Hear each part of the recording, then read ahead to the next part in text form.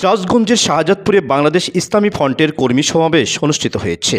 আসন্ন জাতীয় সংসদ নির্বাচনে সুন্নি জোটের মোমবাতি প্রতীকের প্রার্থী মোশাররফ হোসেনের সমর্থনে 29 নভেম্বর শনিবার সকালে পর্যনায় আয়োজিত কর্মী সমাবেশে সভাপতিত্ব করেন বাংলাদেশ ইসলামিক ফ্রন্ট সিরাজগঞ্জ জেলা আহ্বায়ক মোহাম্মদ আব্দুল হাশেম মোজাদ্দেদি। প্রধান অতিথি হিসেবে বক্তব্য রাখেন বাংলাদেশ ইসলামিক ফ্রন্টের মহাসচিব অধ্যক্ষ সৌম আব্দুস সামাদ। বিশেষ অতিথির বক্তব্য রাখেন বাংলাদেশ ইসলামী ফ্রন্টের সাংগঠনিক সচিব অ্যাডভোকেট মোহাম্মদ ইসলাম উদ্দিন দুলাল। প্রধান বক্তার বক্তব্য রাখেন বাংলাদেশ ইসলামী যুবসেনার সভাপতি যুবনেতা অধ্যক্ষ এস এম সরোয়ার, বাংলাদেশ ইসলামী যুবসেনার সাধারণ সম্পাদক যুবনেতা আবু নাসের মোহাম্মদ মুসা। কর্মী সমাবেশে সম্মানিত অতিথি হিসেবে বক্তব্য রাখেন সিরাজগঞ্জ 6 শাহজাদপুর আসনে ইসলামী ফ্রন্টের মনোনীত প্রার্থী আহ্বায়ক বাংলাদেশ ইসলামী ফ্রন্ট শাহজাদপুর উপজেলা আহ্বায়ক এমপি প্রার্থী মোশাররফ হোসেন। বক্তব্য রাখেন আহলে সুন্নাত ওয়াল জামাত শাহজাদপুর উপজেলা সভাপতি মোহাম্মদ আমজাদ হোসেন, আহলে সুন্নাত ওয়াল জামাত শাহজাদপুর উপজেলা সাধারণ সম্পাদক মোহাম্মদ আলাউদ্দিন। এর আগে ইসলামী ফ্রন্টের প্রার্থী মোশাররফ হোসেন শাহজাদপুর থেকে দলীয় নেতাকর্মীদের নিয়ে মোটরসাইকেল শোভাযাত্রা করে সমাবেশস্থলে আসেন। এ সময় নেতাকর্মীরা তাদের বরণ করে নেন। এ সময় বক্তাগণ বলেন, বাংলাদেশ ইসলামী ছাত্র সেনা আরো উপস্থিত হয়েছেন ছাত্র নেতা ঢাকা থেকে সব নেতা কর্মী এসেছে। আমাদের দলের সিনিয়র ব্যক্তি, আমার বলার মতো কিছু নাই, আমি শর্টকাটে একটা কথা বলবো। আচ্ছা, আপনারা তো জানেন 5 আগস্টের পর থেকে 109টা মাজার বাংলা হয়েছে কিনা?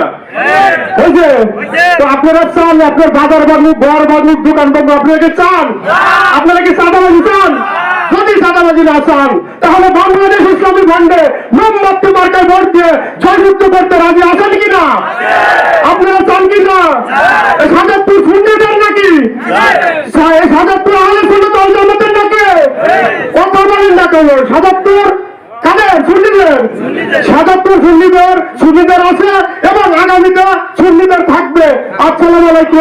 মুশাররফ ভাইয়ের সালামে নেন, মোমবাতিতে ভোট দেন। মুশাররফ ভাইয়ের সালামে নেন, মোমবাতিতে ভোট দেন। মোমবাতিতে ভোট দেন। মুশাররফ ভাইয়ের সালামে আমরা বিভিন্ন সরকারের সুশাসন দেখেছি, কোন সরকারে এক দেশের গরিব দুঃখী মেহনতি মানুষের পক্ষে কথা বলে নাই। আমরা ইসলামের কথা বলে বিভিন্ন ইসলামী দলকে দিয়েছি, তারা ক্ষমতায় গিয়ে ইসলামের বিপক্ষে, আমার প্রিয় নবীর বিপক্ষে, আউলিয়া কিরামদের বিপক্ষে অবস্থান নিয়েছে, ঠিক কিনা? অতীতে এক দল করেছে, বর্তমানে যদি আরেক দল করে তাহলে দুই দলে তো সমান হলো, কেউ লাউ আর কেউ কদু। আমরা লাউ আর কদু একসাথে আর চাই না। আমরা চাই একটি সুষ্ঠু, অবাধ, নিরপেক্ষ, গ্রহণযোগ্য সার্বজনীন জাতীয় নির্বাচন। সেই নির্বাচনে যদি আমরা পরাজিত হই, যারা জয়লাভ করবে তাদেরকে অভিনন্দন দেব, তাদের পাশে থেকে রাষ্ট্র পরিচালনায় তাদেরকে সহযোগিতা করবে।